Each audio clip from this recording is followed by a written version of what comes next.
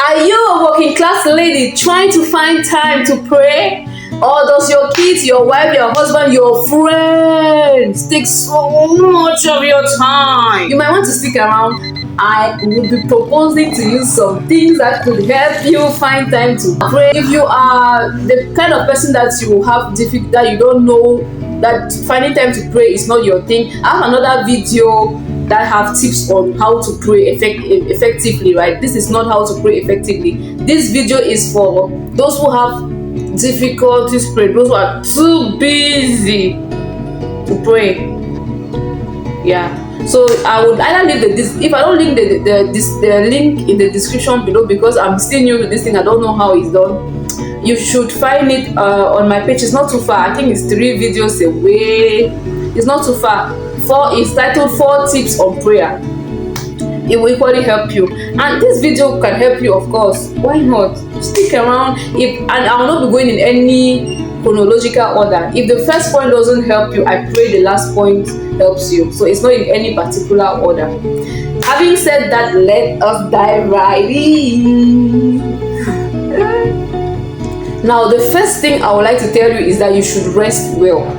Brother, sister, rest.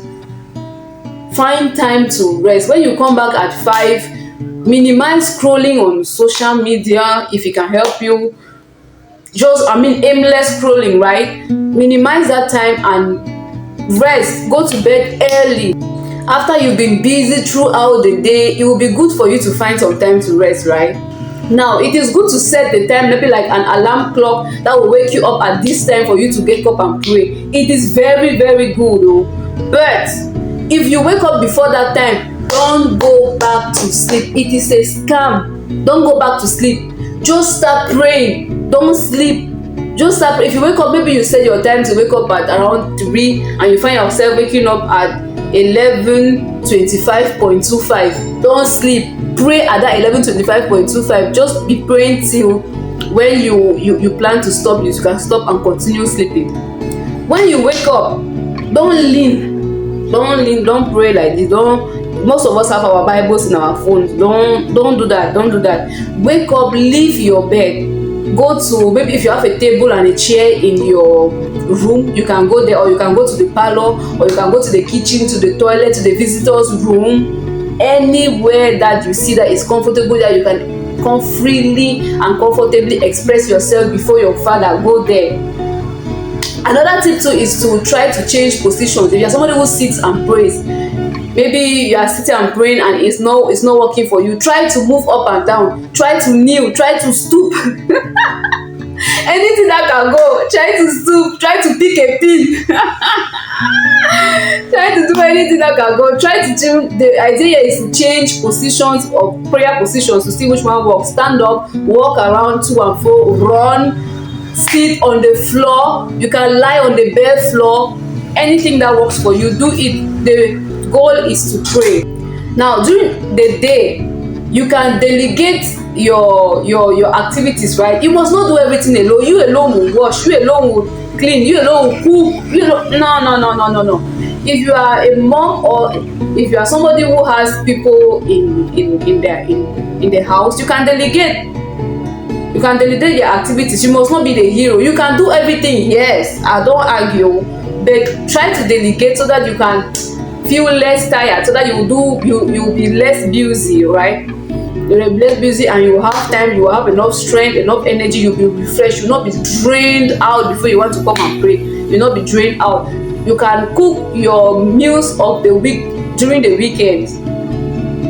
Yeah. Or anything that works for you. You are somebody who must eat fresh food every day. Look for another way of saving time. The goal is to save time, is not to be drained out, it's just to delegate activities so that you can have enough time for yourself to pray and to do other things, so that you can be more efficient and effective in the place of prayer. I have this last point. Bird. I have to say a disclaimer. Please. This last point, please, there is a disclaimer to it, I beg. The last point is to look for an accountability partner. It works like magic. Look for somebody that you respect, somebody that you look up to, somebody that who can speak and you listen. Ask the person to either wake you up, or both of you pray together, or the person can follow you up, ask you if you have prayed, so that when you think of the fact that you have to give an account to this person, it can be your mentor, give an account to this person, you'll be like, I need to find time to pray. Oh, this laziness, I cannot allow this laziness to take over me.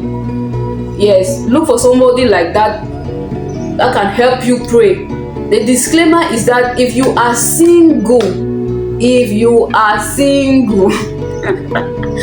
should not be a person of the opposite sex, I beg.